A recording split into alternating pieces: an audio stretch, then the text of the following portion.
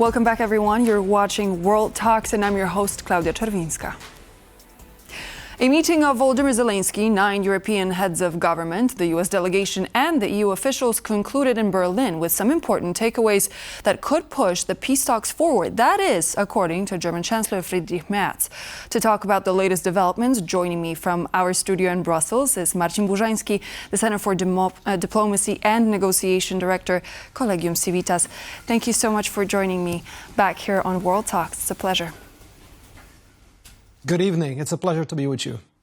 So, according to U.S. officials, Russia may accept the deal with Ukraine this weekend. Do you think that's an actual possibility?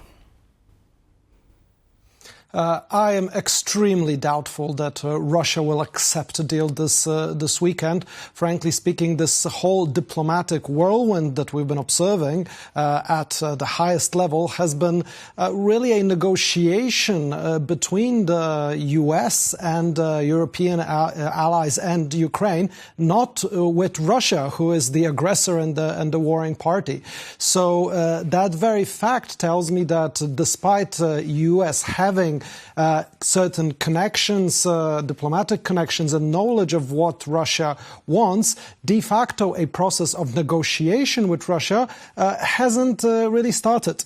And we have to be also very cautious in terms of our expectations. Russia has been very clear from the start. It does not really want peace unless it's completely on its own terms. The deal that it put on the table, really passed on through the Americans, is de facto capitulation of Ukraine and ceding of territory and opening it vulnerable for further attacks. All of this is really still to be negotiated and hasn't been cleared. So in terms of really signing any kind of deal, I'd be very cautious in looking too optimistically to that.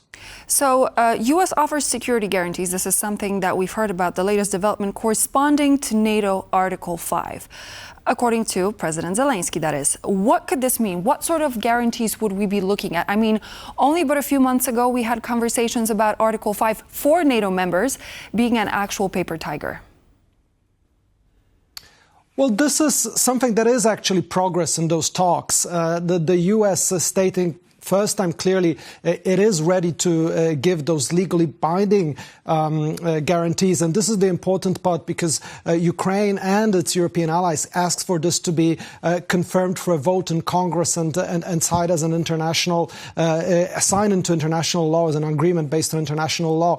It seems that the U.S. is prepared to move towards that step. But as you rightly pointed out, it is still just words on paper. And the very fact that this would be given to a non-NATO member, well, it makes Ukraine a little bit more vulnerable for the fact that the U.S. might or might not agree to really act upon this. What is critical, as in many times here, are the details, meaning what would be the type of situation, attack from Russia's side that would validate this sort of reaction, and of course what this reaction would entail. Would it be another provision of military support, or would it be troops on the ground? Would it be intelligence sharing, or would it be active defense against, for instance, missiles coming from Russia or drones coming from Russia? These are all question marks that we don't have answers to. But from what we know, the U.S. was not really ready to provide any kind of active military engagement in terms of providing security guarantees.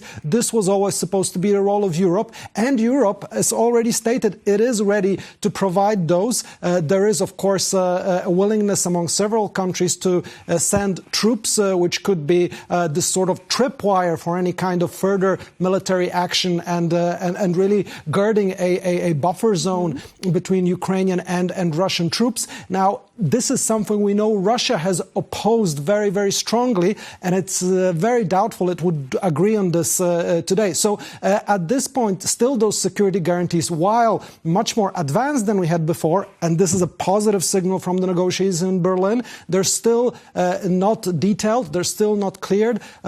So we'll have to see, of course, what will be Russia's reaction, and we'll have to see, of course, how will Russia react to this other Ukrainian proposal, which is to move back from the territory it currently is in the same amount of territory that Ukraine would move back its forces in a kind of a territorial peace deal. Well, the creation of the demilitarized zone and who is going to operate it, how is it going to operate on its own, is definitely a point of discussion that they're trying to find a consensus on, but it's definitely something challenging. But I would like to go to some of the points that were actually published after the meeting within the last hour. One of the major points is, I quote, a European-led multinational force, Ukraine, made up from contributions from willing nations within the framework of the Coalition of the Willing and supported by the U.S. It will assist in the regeneration of Ukraine's forces, in securing Ukraine's skies, and in supporting safer seas, including through operating inside Ukraine. So we do have some sort of a framework. We don't have particular details, but I wanted to ask you, which countries do you think would be the willing countries that would put their boots on the ground? Well, we've heard signals, strong signals from Norway, from the UK, from France, that they'll be willing to send troops, also from some of the Baltic countries. There has been talk about this from Germany as well, although not fully confirmed. Perhaps something will come out from the further talks. As for Poland, while it has till this point said it will not be sending troops, it's clear, of course, that it would be the major logistical hub for any kind of operation like this. And the fact that the U.S. would support it strongly is of course important. But this is something that we're seeing crystallize now, but has been discussed for quite a long time. But looking further into the future, again, well, this is something that Russia has rejected straightforward before. Now, how would it change its mind in those terms? What kind of pressure the U.S. potentially could exert on it? I can't really see this happening now, although it's very important that this comes as part of a peace proposal that is coming now from Europe. Europe is in the driving seat with Ukraine currently. These negotiations are very important for that particular reason, because those first initiatives, as we remember, came straight from the Kremlin. And this 28-point plan we had in the beginning was a major trap set up by Russia, which has been at this point to a certain degree managed by European countries and Ukraine. And from that side, this is a good day for diplomacy on Ukraine. However, this is still going to be a decision from Russia, a decision from Putin. Whether he's ready to make any kind of concessions, we'll have to see. Mm-hmm. Do you think that Ukraine should actually accept any safety guarantees, considering that the Budapest Memorandum did not play out as it was supposed to, and Russia, in fact, actually violated the very terms before? Well, then this is a critical point. Russia is not negotiating in good faith.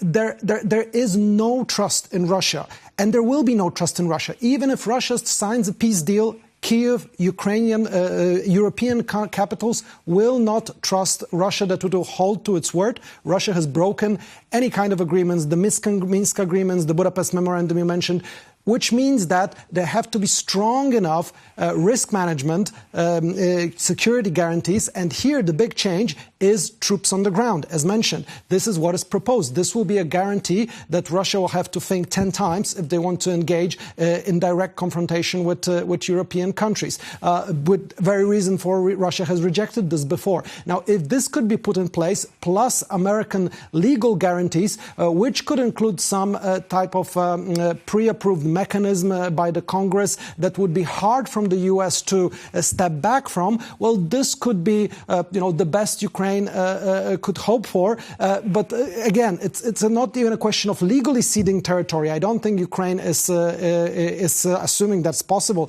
I think it's more a question of a de facto state where Russia is in de facto control of more territory than it is right now, which, this is a critical point, is the key territory for defending Ukraine against any further aggression, because after Kramatorsk, after Sloviansk, there is open road straight to the Dnieper and straight to Kyiv.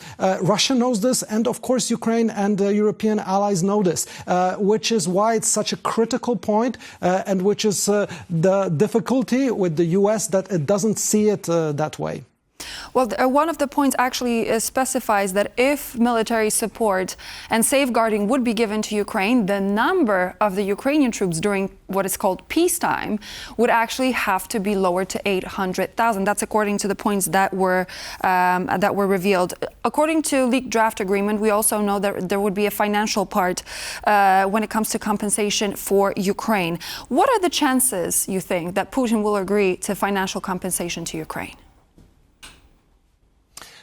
Well, it's really not something that that he'll agree or not agree on. For him, what is critical is whether it's Russian assets that are used for these funds. If European countries or the US decide to give money from their own coffers, then Putin won't care. If there's some kind of mechanism where there's co-development by the US and Russia of the territories that have been under Russia or will be under Russia's control, well, that's a different thing. But I don't think this will be a critical sticking point. What is much more important is actually what will those security guarantees be, and will there be troops on the ground that can allow anything really to happen. And this change, whether it's 800,000 or 700,000, I mean, the bigger issue here is the fact of Ukraine's sovereign decision on these levels, not of something that's imposed from the side of Russia.